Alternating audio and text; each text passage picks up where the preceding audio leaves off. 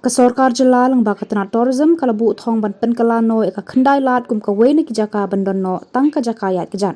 Habakran bergilat pathai khubor menteri katana tourism ba polling do ule thuru ba ka te ka phang nakaliang menteri rang baru ula ai lang ya ka jeng manjur.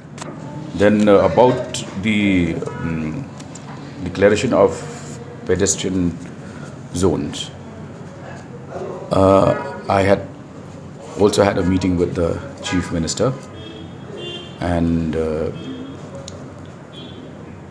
he is fully in line with the need to declare Khyndailad as a pedestrian zone, with some access to local residents, which will be on the basis of car passes car passes to be issued. But the entire area will be pedestrianized, so that the people who suffer most in Shillong are pedestrians. You have hawkers and you have motorists, using every way, and there's limited scope for people to walk around.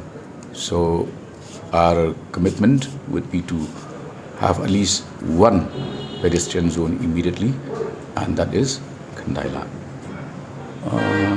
That apart, the declaration of parts of Shillong as no honking zones, we've already started. We're in the process.